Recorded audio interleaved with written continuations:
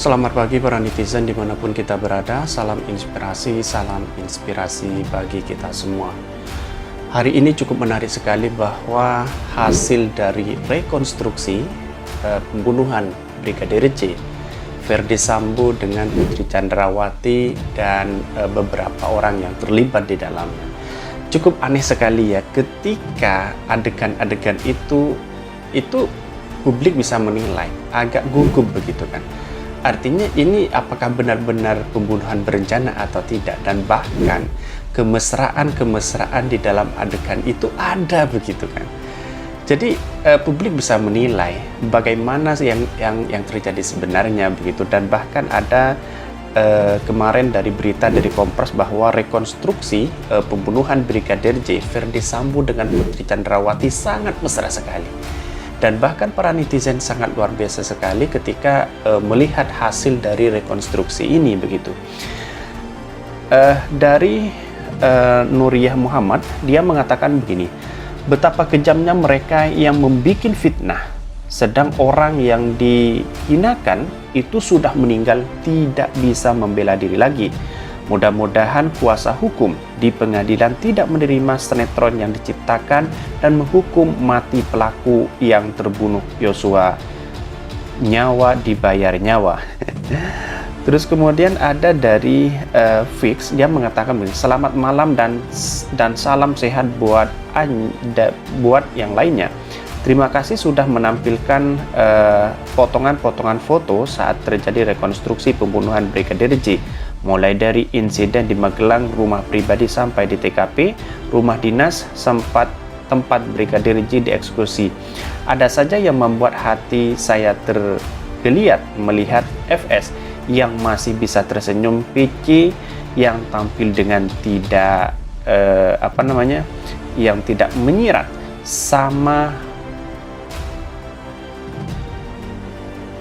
sama sekali bahwa kondisi mental PC yang katanya sangat terguncang. Seandainya PC benar-benar dilecehkan saat rekonstruksi di Magelang, pasti PC kembali merasa tertekan. Tetapi ini biasa-biasa saja, sama sekali tidak menunjukkan adanya penyesalan sudah ikut terlibat dalam masuk di akal dalam pembunuhan berencana Brigadir J. Semakin tidak yakin bahwa pelecehan itu ada, tetapi lebih masuk di akal adanya hubungan spesial antara PC dan KM dan dipergoki oleh Brigadir J. PC dan KM sepakat untuk memfitnah Brigadir J. Semoga hadir kembali dengan analisa seputar rekonstruksi ini. Iya, memang begini analisanya, bahwa dari hasil rekonstruksi itu Brigadir Joshua itu tidur jauh dengan ajudan-ajudan yang lain, apalagi dengan KM. Yang dekat di belakang kaki itu adalah KM sebenarnya. Toh walaupun ini terjadi pelecehan seksual, tetapi bukan Joshua yang melakukan itu, tetapi jauh kan, tempat tidurnya jauh walaupun satu ruangan begitu dengan Putri Chandrawati begitu. Akhirnya yang dekat itu adalah KM. Bisa saja dari adegan-adegan ini publik itu bisa menilai bahwa yang terjadi saat ini jangan-jangan apa yang disampaikan oleh pengacara Baradae mengatakan bahwa ini ada sebuah motif asmara antara KM dengan Putri Chandrawati. Bisa jadi seperti itu, karena yang saat dari hasil adegan itu tertuju pada KM dengan Putri Chandrawati begitu kan. Seperti ini beritanya.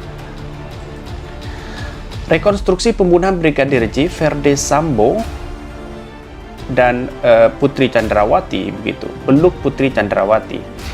Dari kompas.com, Irjen Verdi Sambo dan istrinya Putri Chandrawati hadir dalam instruksi pembunuhan berencana Nofriansah Yosua Huta Barat atau Brigadir J. Di sela-sela proses rekonstruksi, Sambo sempat memeluk erat Putri. Mulanya rekonstruksi tengah menggambarkan adegan di ruangan Sambo di lantai 3 rumah pribadinya di Jalan Segulang, Jakarta. Dilihat dari tayangan Kompas, di ruangan Sambo duduk di sofa berdampingan dengan Putri. Putri juga berbaju putih tampak menundukkan kepalanya. Tak lama dia seperti menyekakan tangan ke wajah.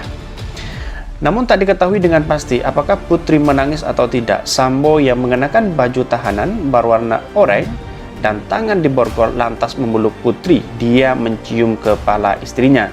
Putri pun menyambut pelukan Sambo. Selama beberapa detik dia membenarkan wajah di pelukan suaminya. Setelah itu tampak Sambo mengeluarkan alat komunikasi handphone tag. Diduga dia memanggil 3 anak buahnya yang kini juga telah ditetapkan sebagai tersangka, yakni Richard Eliezer atau Baradae, Ricky Rizal atau Bribka RR, dan Kuat Ma'ruf. Selain itu, putri ketiga anak buahnya Sambo juga hadir dalam rekonstruksi kasus pembunuhan Brigadir J ini. Ya, jadi kami begini, bahwa apa yang disampaikan ke publik, walaupun itu tertutup begitu kan, tidak boleh sembarangan masuk. Hanya penyidik dan Kapolnas yang hadir di situ, dan pengacaranya pengacaranya Verdi Sambo. Tetapi yang anehnya lagi, kenapa pengacara Simanjuntak itu tidak bisa masuk ke situ begitu, tidak dilibatkan di dalamnya? Karena memang ini ada satu catatan penting bahwa kalau ini transparan, kita harus dipublikasi begitu. Tidak hanya orang-orang tertentu masuk dalam di situ kan. Padahal ini kan tersangka, pengacara tersangka yang harusnya datang juga begitu. Maka publik harus menilai bahwa apakah ini benar pelecehan seksual atau tidak. Tetapi bagi kami, bagi saya pribadi, analisanya adalah pasti ada satu asmara antara KM dengan Brigadir J. Tetapi yang pasti belum tahu. Tetapi sudah melebar kemana-mana bahwa KM ini ada satu problem besar dengan Brigadir J. Sehingga ini bisa ditemukan dan analisa. Waktu kemarin rekonstruksinya, saya lihat bahwa ini agak gugup begitu. Agak gugup dalam artian bahwa yang dilakukan rekonstruksi itu antara PC, terus kemudian Verdi Sambo, KM dengan yang lain terlibat, itu agak gugup melihat rekonstruksi ini. Dan bahkan publik bisa menilai apa yang sebenarnya terjadi begitu kan. Inilah yang menjadi catatan penting. Bahkan netizen mengatakan seperti ini. Saya menduga KM ketahuan melakukan tindak asusila yang memiliki hubungan spesial yang diketahui Brigadir J. Lalu KM terburu-buru menelpon Baradae untuk memutarbalikkan fakta dan menghasut bahwa BJ melakukan pelecehan. Makanya pada saat itu ada ancaman KM jika berani naik ke atas akan dibunuh. Artinya itu perselingkuhan. Soal direkonstruksi kita membaca tidak ada tidak ada tanda-tanda scan yang mengidentifikasi BJ melakukan pelecehan. Sudah sangat jelas, makanya waktu konferensi pers pada Mahfud bilang ini kasus yang sangat menjijikan dan privat, karena kalau diceritakan menjijikan. Dan satu lagi, statement Pak Verdi Sambo di media bahwa dia melakukannya dikarenakan menjaga marwah kehormatan keluarganya. Di ini ada indikasi bahwa pemicunya karena ada suatu informasi yang dianggap itu sudah valid. Suami istri tidak akan pernah merasa bersalah walaupun telah merenggut nyawa seseorang sampai hari ini. Mana pernah meminta maaf kepada ibu dan saudara Joshua. Mereka kekeh kalau Joshua lah yang salah. Disinilah dilihat bahwa mereka adalah manusia sombong. Dari Ngakib Al-Ghazali, mari jadikan kasus ini sebagai nasihat untuk diri kita bahwa yang membuat seseorang jadi sultan atau terhormat itu Allah, Tuhan yang Maha Esa. Yang mencabut kehormatan juga Allah Subhanahu wa Ta'ala lewat pelakunya. Jadi harta, pangkat dan jabatan apapun tidak ada yang menyelamatkan kita kalau kita berbuat dosa kepada manusia lain atau kepada Tuhan. Saya nggak terima itu karena seorang oknum sopir bisa mengadu domba orang-orang yang punya pangkat dan pendidikan. Terus kemudian kalau di Malaysia ini di FS dan FVC sudah langsung mendapatkan hukuman mati. Saya sangat yakin bahwa adegan rekonstruksi yang dilakukan PC adalah kejadian yang sebenarnya terjadi antara PC dengan KM. Terus kemudian dari kelima tersangka, kalau aku paling kesal sama si neneknya, berasa kok kecakapan banget gitu. pede banget udah dilecehkan dan kebanyakan drama banget nih, emang pura-pura sakit lah, stres lah, depresi lah, ODGJ lah, tapi jadi rekonstruksi sehat walafiat dan segar bugar, nggak kelihatan gila, dan malah memimpin para ajudan saat berkonstruksi kasur. Yang lain ada pada pakai baju Shopee dan dia yang pakai kain kafan serba putih. Balita juga dijadikan alasan untuk tidak menahan nenek. Lagian Kak Seto sok-sokan garda terdepan untuk PC. Nah, urusin tuh rakyat jelata masih banyak yang butuh perhatian. Modelan Kak Seto, giliran orang kayak aja diurusin. Jadi apa yang disampaikan para netizen ini sama apa yang dilakukan kemarin di channel saya yang sebelumnya dengan Kak Seto juga. Dia membahas bahwa Putri Chandrawati harus disarankan menjadi tahanan rumah begitu. Nah, publik itu bisa menilai sekarang mana yang benar dan mana yang tidak. Tetapi bagi saya, dari adegan-adegan itu yang paling dekat itu adalah dengan kaki Putri Chandrawati, itu adalah KM. Karena pada sebelahnya kan, Joshua itu sangat jauh. Dalam logika, tidak mungkin seorang Joshua itu bisa melewati 3 ajudan untuk berjalan ke sana, terus kemudian di ruangan itu juga ada begitu kan. Jadi istilahnya bahwa publik harus benar-benar pinter untuk menilai ini, karena memang tergantung dari penyelidikan dan penyidik semuanya ini hasilnya. Tapi bagi kami hasilnya begini, ketika ada satu kemesraan adegan-adegan itu sudah menandakan bahwa satu problem besar yang tidak bisa diungkap di dalam itu. Artinya ada motif yang ditutupi begitu.